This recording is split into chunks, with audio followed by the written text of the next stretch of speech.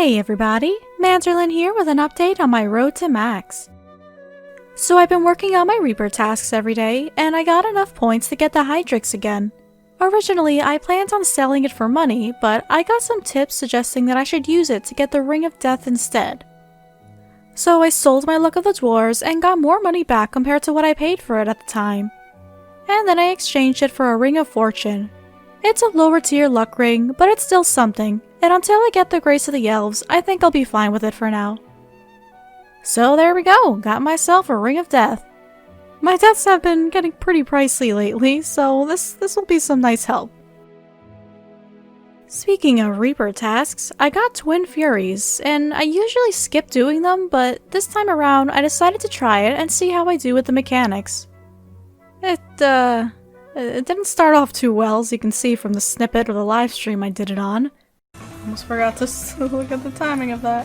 Ah! Red. Okay. Always So red, now? whenever you can. Some wins. Now we're going with Charo. Okay, you saw me. I was clicking out Oh, I of the saw way. you the way you clicked. You did not click the right way. See, Oh no. You did it again. Oh no. Run! I can't get out. Okay. So, a little trick no. that you could do. But I did get better over time and eventually managed to move out of the way of the charge most of the time. This fight also made me start getting used to ring switching, so I tried to remember to equip my Ring of Fortune right before each kill. I didn't get any exciting drops, but I did get to 91 strength and 91 attack just as I finished the final kill. Last video, I said that I wanted to look into more perks, and actually remember to put something on my Virtus top, so I looked into that. I disassembled some Zamorak gear I had to get the components I needed for Devoted and Impatient. Sadly, I didn't get them together on the same gizmo, but I did get Devoted 2 and Impatient 3 separately, along with Crackling 3 later on. So I put all of those together on my top and bottom, and I think I'm good to go for now. Lately, Shadow Duke and I have been going through ED2 at least once a day to try and get some good drops. I did get several levels as we were doing that. I got to 98 Magic, which is still reigning supreme as my highest combat skill, 97 Defense, 98 Constitution, and 88 Dungeoneering after a really bad run of a Stellar. So Shadow Duke kept suggesting for me to get Dread Nips to help with bosses, so I tried to do the Dominion Tower a bit. I completed the Nomad's Requiem quest to unlock the Nomad since he gives a 5 kill count every time, but I was not faring too well with all those handicaps piled on. I gave up after a bit, so maybe I'll try again later. I finally got enough fish to finish my cooking yak track, so I worked on that a bit. Too bad I couldn't cook Desert Souls because, man, do I have a lot of those. It took some time, but I did get 2 levels out of it, putting me at 88 cooking. So while streaming, I was very generously given some in-game donations. I never asked for them, but I'm always grateful for it. I've been saving up to get a Noxious Staff and was still about 40 mil short. I was given the extra I needed and I was able to buy myself the staff. And then during another stream, I was given a full set of Masterwork armor. I was not expecting that when the trade offer came in, but I mean, who am I to refuse something like this? So with this new amazing setup, it's time to do some more invention to beef it up a bit.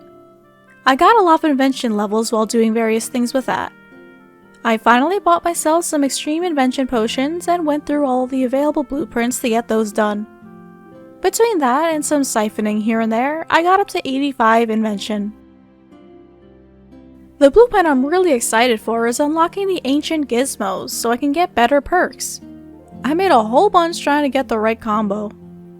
I managed to get one with Precise 4 and Equilibrium 2, which I was hoping to get, and then Ultimatums 4.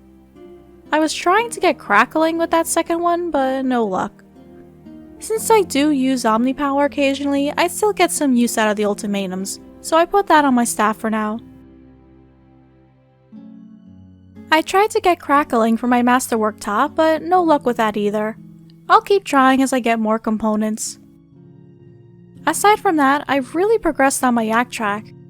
One reward I am loving is the Ilajanka Pioneer pet. I'm probably gonna keep him as an override for a while. So, Araxxi is a boss I always skip when getting it as a Reaper task without a second thought.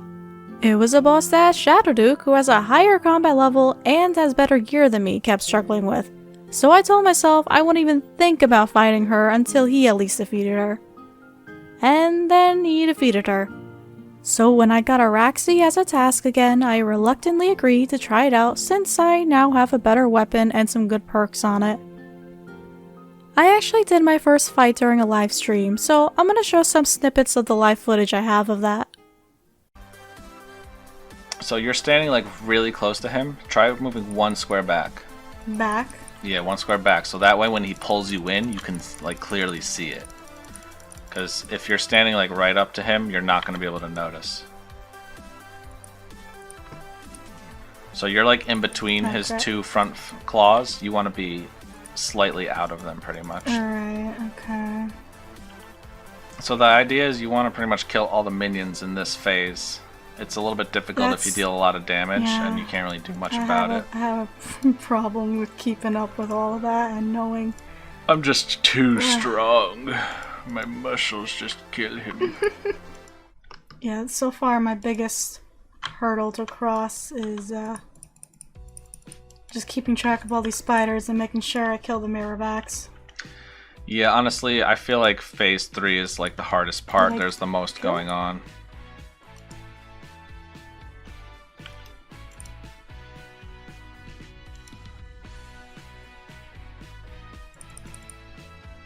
Nope, kill the mirrorback, kill the mirrorback. Oh, I think that AoE, because my sunshine, it hits him. I think that fucked me up a bit there, with the mirrorback summoned. Yeah, with the, oh, the mirrorback. Yeah, I think that's... Any mirrorbacks? Any mirrorbacks? Oh my god, on the hunt. I'm on 3rd phase right now. Oh my god. Don't panic, just heal up.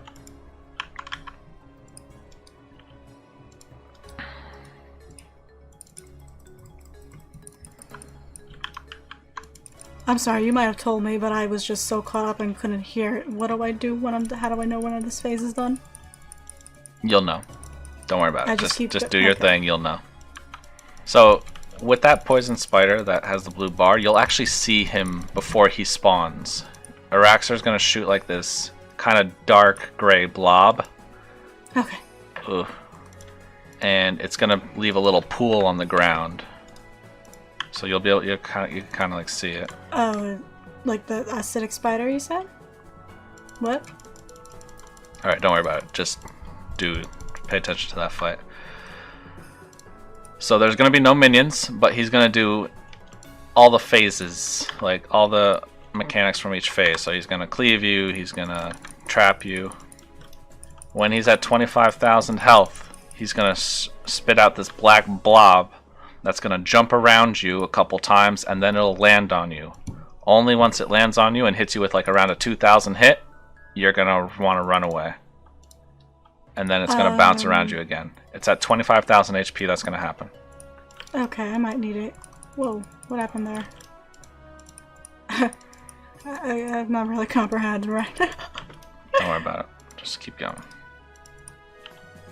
Finally, I made it to part 4. What's happening now? What's happening now? Alright, don't worry. Just attack him. Just attack That's him? going to bounce around you. When that lands on you, you're going to take some damage. Alright, move. Oh, too early. Now move. Move. Okay, perfect. It's going to bounce around you again. Only when it lands on you, then you move. Also, you should be switching between magic prey and range prey. Oh, well, I didn't know that. Yeah, I know. The green is magic. The black is range. Oh, God. What am I doing right now? You're just fighting him. Just fight him. I did it! That last phase was a little scary, honestly. Oh god. I got Good job, Araxxi arrow. 1.6 mil drop. Damn, that's a good drop. Whew. It pays for a death. Oh my god. So clearly I struggled a lot here. I did die a few times before because I couldn't get out of the way of the acid attack in time, but Signs of Life and my Ring of Death made the deaths a little bit more bearable. This was definitely the most anxious I've ever felt when fighting a boss, but it actually did not take too many attempts to get that first kill. I did a couple of more kills with the minion path, but then the darkness path opened up, and I liked that one significantly more.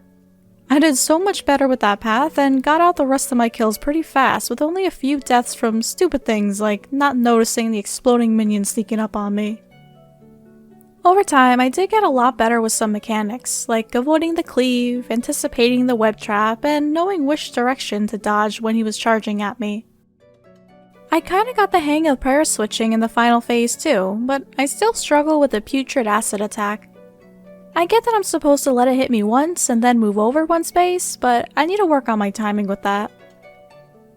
No weapon hilts for me, but I did get some pretty decent drops, like several onyxes. Normally, I would sell these right away, but now that I have a Ring of Death, I'm gonna hold on to them to use for that. Last video, I did say I wanted to do some more quests since it's been a while, and getting the quest cape is still a big goal of mine. I didn't get through too many, but I did finish the Legacy of Seergaze. I'm not at 77 rune crafting yet, but at least I got this out of the way so I can make blood runes when the time comes. I also finished Monkey Madness, which was a little frustrating for me to get through, but still entertaining. It's nice to have access to 8 Patrol because of this though. I got a couple of more levels here and there when skilling for Yak Track. I reached 93 woodcutting while chopping some Acadia logs. And then I finally went into my bank and opened up all of my effigies to get those Dragonkin lamps. I had to get some assistance from Shadow Duke, but because of that, I'm at 74 Hunter now. I was a little late with doing the stuff for the Traveling Artisan event because I was focusing so much on Yak Track, but I did have a lot of patches saved up from the last event. So I used those and did whatever tasks I could to unlock as many cosmetics as I could before the event ended. I got the full Warden of Mind outfit. The cape is nice, but that's pretty much all that I like of it. And the Bastion of Fortitude outfit, which is not bad. Here's the Defender of the Mind outfit. I'm really liking the wings, but I don't really have anything that goes with it, so I don't know if I'll use that just yet. And the Guardian of Fortitude outfit. Sadly, I couldn't get the chest and cape, but oh well. I at least got the hood, which is what I really wanted. Well, that's all for today. I still can't believe I managed to finish Araxxi as a Reaper task. There were a lot of casualties along the way, but now I know I don't have to skip the task whenever I get it. I have a big kill monster Yak Track I'm working on, so I'm probably going to keep doing a lot of Slayer and Shattered World to reach that. I still need to get Bladed Dive, but I'm getting closer. If you want to catch me and Shadow Duke streaming live, tune in throughout the week starting at 10:30 Eastern. Sometimes I'll do quests or elite dungeons or any other kind of requests we may get. Recently, we even did a little challenge where both of us raced through ED2 solo to see who could finish faster. We save all of our live streams on the channel, so if any of that interests you, feel free to look through the playlist. Alright guys, thanks again for sticking around for this update. I'll see you all in the next video. Bye!